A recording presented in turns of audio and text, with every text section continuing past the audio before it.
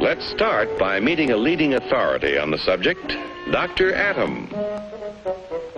Now, observing the professor himself, we can see that his structure resembles, in many ways, something almost as vast as the atom is small, the solar system.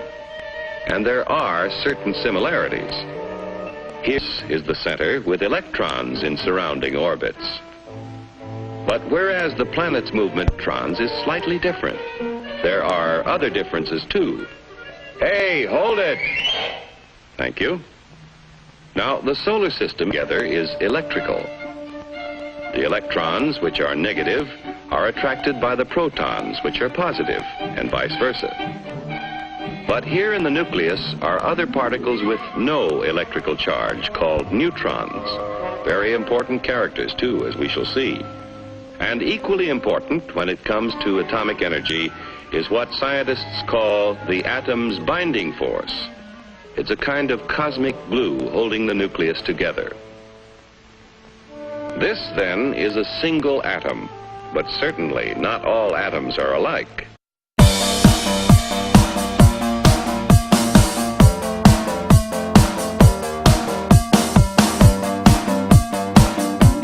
Democritus was a Greek philosopher in the year 460 BC. He said all things are made of atomos or atoms. In the year 1807, John Dalton created a model of the atom. It was a simple solid sphere with no subatomic particles and no nucleus. His atom was solid throughout, which is incorrect. Dalton was known as the father of modern atomic theory. Dalton's atomic theory was that atoms of a given element are different from those of any other element. He also said that all atoms of a given element are identical. Joseph Thomson created the plum pudding model in 1898. He is credited to discovering the electron. Thomson brought the electrons into Dalton's solid atom. The model was still a solid sphere and had no neutrons. In 1911, the nuclear atom model, or the nucleus, was discovered by Ernest Rutherford. In his gold foil experiment, he revealed the nucleus, protons, and empty space.